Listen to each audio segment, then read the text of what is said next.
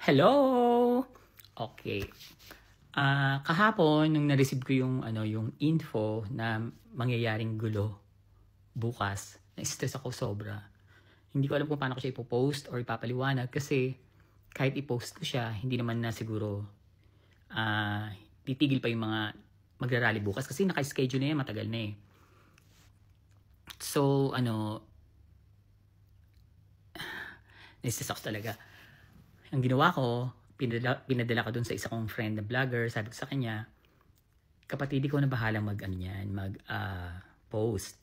Sabi ko sa kanya, takpan mo na lang yung pangalan ng ganito, ganyan, para, kasi, wag mabuking dahil kawawa naman. Sorry. Nagbibigay sila ng impormasyon. Tapos mapapaan pa sila, delikado pa yung buhay. So, yun na. Tapos, nag-iisip pa rin ako. Nagdasal ako na sana wala masaktan, na sana hindi matuloy yung mga panggugulo na gagawin. Kasi yung hindi natuloy na panggugulo nung nagrally yung mga iglesia ni Cristo, hindi sila makapasok nun sa Malacanang kasi sobrang barikada. Nagulat sila dun eh, na ready nakabarikada yung palasyo. Hindi naman lumusob ang INC. Ang INC nasa luneta lang. Tapos ilan lang yung umattend na DDS, yung mga retarded militars, di ba? Hindi yun natuloy. So itutuloy yun bukas. Kasi bayad na yung mga yan eh. Yung mga manggugulo, yung magbahagis ng molotov bombs, yung mga Muslims, yung mga Muslim, tapos nadagdagan pa yan ng mga communist, Chinese na dumating from the Philippines, tapos naka-meeting ng PDP laban, na tinanong ko kung paano nakapasok yung mga yan. Kung eroplano yan, syempre matitrace. Pala, submarine ang ginamit. Submarine ang ginamit na kung saan sila nanggaling. Bumaba sa Bataan, Zambales, parang Ilocos Sur. Submarine pala ang ginamit para makapasok yung mga Chinese communists na mga magugulo din.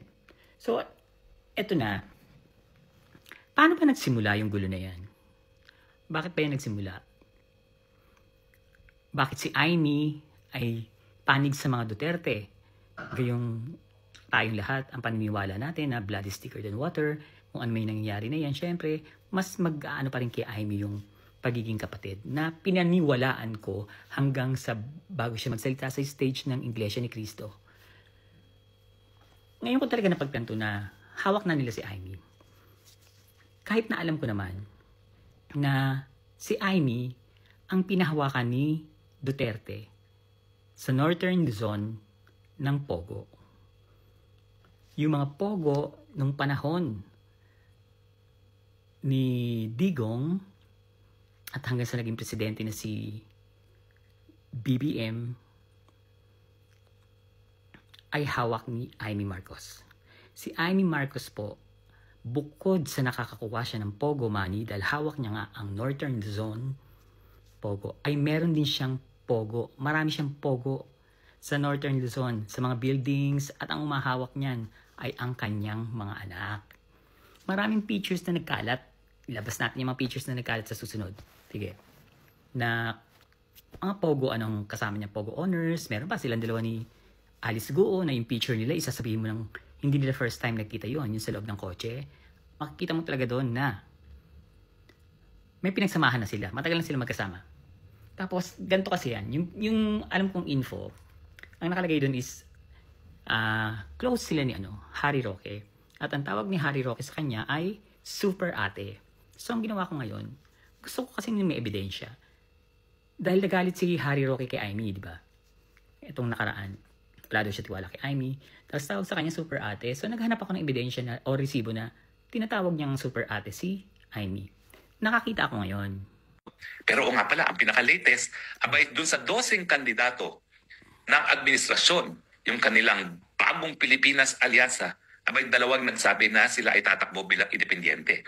Isa na dyan, si Super Ate to the President, okay? Walang iba kundi si Senator Aimee Marcos, at pangalawa, si Senator Ping Lacson. Well, ayan, di ba? Nakita niyo na, naghanap ako ng resibo na ang tawag sa kanya is Super Ate. So, meron. Magachika talaga sila ni Roque sa Pogo. Magkachika si Aimee at saka si Roque. Kailan lang sila nagkatampuhan nung Pinipilit kasi nila si Amy na magsalita na addict si BBM. Alam ko yan. Time pa lang na binabatikos ko si BBM, nagagalit si Maharlika noon. Bakit ayaw sabihin ni Amy na bangag at gumagamit si BBM? Yun yung time na nag-uumpisa na si Sara na batikusin si BBM. Yung marami na siyang sinasabi, papapugutan niya ng ulo, yung tapos yung ipatatapon yung bangkay ni Fem sa WPS, tapos hindi man lang tayo makarinig ng reaksyon from Amy, di ba? Yan kasi talaga yung dahilan. Magkakasama po silang lahat sa Pogo. At ito ang aking report dyan. Saka ko na ilalabas sa inyo yung talaga pang mga iba pang reports na may kinalaman sila sa Pogo at mag-partner talaga silang dalawa na tatakbo sa 2028. Dahil mauubos na, magti 10 minutes na naman, kailangan ilabas ko na. Ito yung mga informasyon. Ito. So, ayon sa aking, ayon kay Charlie. Together with Harry Roque, Senator Amy has been associated with Pogo ever since. Pogo operator siya in Northern Luzon. Chinese Pogo operators used to call her Super Ate. That's why Roque is fondly calling Senator Amy as Super Ate also. Karapatan ni Senator Amy yan kasi yan yung usapan nila ni Duterte at Sara. Part yan ng Sarami 2028 sa Pogo kukuha ng pondo para sa 2028. Tatakbong presidente si Sara at VP si Senator Amy. Kaya kanya ang right sa Pogo as agreed with Duterte and VP Sara. Bukod sa siya ang author ng Pogo Law, Pogo owner din si Senator Amy. Mga anak niya ang nagmamanage ng Pogo Centers. Madami ang Pogo sa mga business buildings, nagkalat, madami din photos, nagkalat na owner si Senator Amy ng mga Pogo. Senator Amy authored the law that legalized Pogos, and as a result, she has been called a Pogo Queen. Kaya madami siyang hawak na Pogo operators. Meron siyang monthly, pati si Sara. Nung sinabi ni BBM na bawal na Pogo without consulting Senator Amy, dahil siya ang author ng Pogo Law at alam ni BBM, madaming Pogo si Senator Amy. Galit na galit si Senator Amy kay BBM kasi madami siyang new investment sa Pogo. So the truth is, Pogo ang reason kaya sobrang galit ni Senator Amy kay PBBM. Malaki ang nalugi sa mga investments niya, naipit siya sa mga investors niya na Chinese at Koreans at nawala ang monthly niya na 15 million mula sa mga Northern Luzon Pogo operators, pati monthly ni BP Sara. Ayan na, nawala. Sobrang nasaktan si Senator Amy kasi walang respeto sa kanya si BBM dahil alam ni BBM siya ang author ng Pogo Law at hindi man lang siya kinonsulta, walang pag-uusap, bastusan, kaya talagang bastusan na ang laban ni Senator Amy sa kapatid niya. Asawa daw ni BBM ang nakikinabang, kaya hindi inggit kay BBM ang dahil ng galit kundi Pogo talaga. Nakakahiya lang kasi yung Pogo ang puputok sa media. Kaya galit si Senator Amy kay PBBM. The truth, 100%. That's the truth, 100%. Diyan siya kumukuha ng parte ni BP Sara monthly from the gates sa Pampanga. Ito, pinost ko to. At sa Thunderbird, sa San Fernando, La Union, at yung mga Pogo operators na galit kay BBM ay ang sinasabi na nagpopondo para matanggal si BBM para